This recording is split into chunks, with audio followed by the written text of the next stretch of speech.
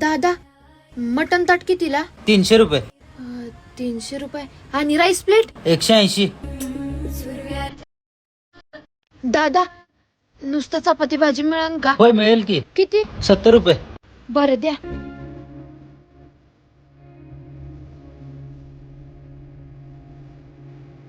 कसल्या तर अडचणीत आहे वाटतं. जाऊ दे.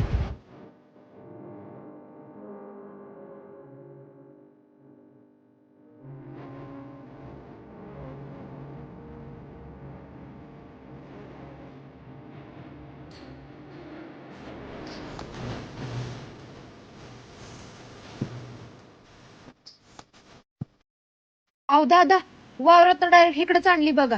अहो तुमचं बरोबर आहे, पहिला माल शिल्लक आहे त्याचं काय करू? अहो दादा लय आशेनं आले बा मी तुमच्याकडं. अहो आशा तर खूपच वाईट आणि शेतकऱ्यांचा आशा धरूच नाही. अहो पण अहो ताई परवा दिवशी 30 ला विकले, काल 20 ला विकले, आज 10 ला पण कोण विचारेना. दादा तुमचं बरोबर आहे. अहो पण एवढं मोठं गटळ आहे. हे एवढं घ्या. अहो दादा अहो एवढं कशाला? असू द्या हो जेवा. अहो पण एवढं द्यायचं नव्हतं. असू द्या हो असू द्या. अहो एवढं पैसे नाही तो माझ्याकडं. अहो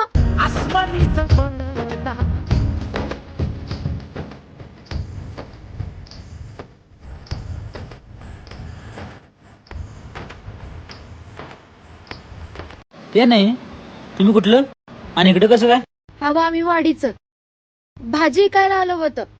म्हणलं भाजीला चांगला भाव मिळेल, पण कुठलं काय त्यात आधीच पावसानं नुकसान झालंय. हा अहो आणि कुठलं काय नुसतं 1200 रुपये मिळालं. मागच्या 1-2 आठवड्यात विचारलं पण त्यांनी भाव लय सांगायला लागलं. तुम्ही चपाती भाजी 70 रुपये देतो म्हणले म्हणून बसले लगेच जेवायला. आणि 200-300 रुपये जेवायला घालायला एवढे पैसे नाही तू शेतकऱ्याकडं. तुमचं बरोबर आहे हो. अहो हित आणि जेवायला 200-300 रुपये घालू पतर तेवढा घरातला खर्च भागतोय हो. हा आणि ते नव हे राहू दे तुम्हासनी. हो हे कशाला? अहो असू द्या. आणि ह्याचं किती द्यायचं? अहो तुम्ही आज माझ्या पोटात 2 घास घातले, आम्ही 4 घालू. अहो माझं ऐकून तर घ्या. अहो दादा गरीबाची चेष्टा करताय वय. अहो मी तुम्हाला नुसतं चपाती भाजी द्या म्हणलं तरी तुम्ही मला राईस प्लेट दिलीच ना. अहो नाही नाही. पण कसं आहे या शेतकऱ्याला अजून कुणी ओळखलं नाही बघा. चला येते.